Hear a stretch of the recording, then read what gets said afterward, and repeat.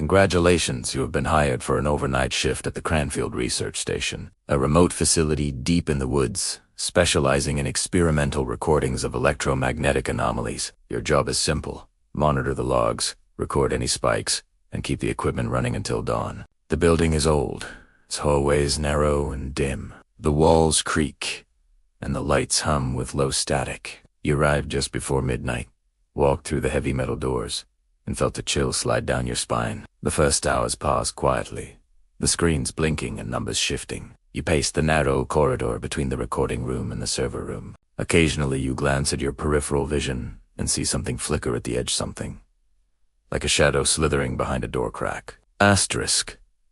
Asterisk, if you see a shadow in the corner of your eye, don't look at it, asterisk. You whisper that to yourself. Heart thumping. Around 3 a.m., the anomalies intensify. The monitors record bursts of static interference, unexplained surges, and ghostly patterns in the noise. You check the CCTV cameras. One shows an empty hallway. Another shows the server door ajar for a split second. But when you click to expand, it's closed. You feel uneasy. You pull out your phone and search trending topics there. Is it talk of TSC, PS67 meme, trend and uncanny, digital ghosts, in internet lore, a distorted face appearing in edits and analog horror videos. People claim it appears momentarily on old TVs and video artifacts, in abandoned live streams. You decide to lean into that. Maybe what haunts this place is like that digital spirit, something crossing between electronics and shadow. You plan to document evidence, to narrate the whole night as a video with voiceover and changing images like static faces, glitching frames, shadows flickering. As the night deepens, noises echo.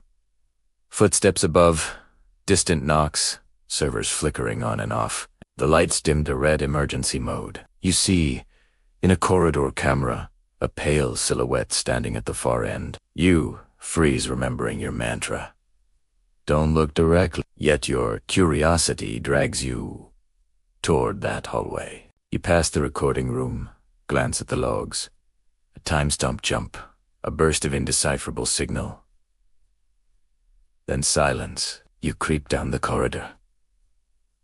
The temperature drops. Every step feels heavier.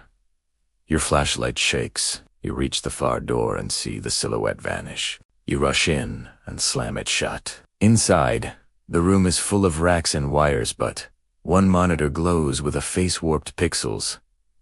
Eyes stretched.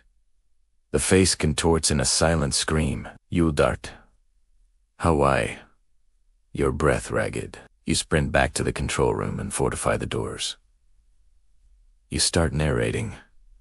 This is what I saw. This is SCP-67's echo in here. Your voice cracks. The monitors go black. 10 snap bike.